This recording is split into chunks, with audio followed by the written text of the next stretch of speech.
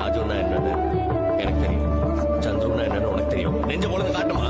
கரூர் சம்பவத்தால் விஜயிடம் அஜித் சொன்ன வார்த்தை. தமிழ் சினிமா வரலாற்றில் எம்ஜிஆர், சிவாஜிக்கு அடுத்து ரஜினி, கமல் எப்படி பல சாதனைகளை படைத்து முடிசூடா மன்னர்களாக வலம் வந்தார்களோ அதே போல தங்களுக்கு அடுத்து 30 ஆண்டுகளுக்கும் மேலாக திரையுலகை தங்கள் கையில் வைத்திருப்பவர்கள் விஜய் மற்றும் அஜித் மட்டுமே. இவர்கள் இருவரும் ஆரம்பத்தில் இருந்தே இரட்டையர்களாகவே சினிமாவில் வலம் வர தொடங்கினார்கள். திரைத்துறையில் தான் இவர்கள் போட்டியை தவிர மற்றபடி நல்ல நட்புடன் இருந்து வருகிறார்கள். அஜித் கார் பந்தயத்தில் வென்றதற்கு பத்மபூஷன் விருது வாங்கியதற்கும் விஜய் தனது வாழ்த்தை தெரிவித்திருந்தார். அதே போல விஜய் கட்சி ஆரம்பித்ததற்கு தனது வாழ்த்துக்களை அஜித் தெரிவித்தார். தற்பொழுது கரூரில் நடந்த சம்பவத்தால் மொத்த இந்தியாவுமே அதிர்ந்து போயுள்ளது. இதனை கேள்விப்பட்ட அஜித்தும் அதிர்ச்சிக்குள்ளாகியுள்ளார். இவர் கார் போட்டியில் முழு கவனமாக இருந்து வந்ததால் இந்த செய்தி தாமதமாகவே அவரிடம் சென்றுள்ளது. இதனால் மிகுந்த வருத்தமாகவும் இருந்திருக்கிறார். தற்பொழுது வெளிநாட்டில் கார் போட்டியிலும் வெற்றி பெற்று இருக்கிறார். இதனை கூட அவரது சமூக வலைதள பக்கமான அஜித் குமார் ரேசிங் பக்கத்தில் பதிவிடவில்லை. கரூர் சம்பவம் குறித்து விஜய் வெளியிட்டிருந்த அறிக்கையில்,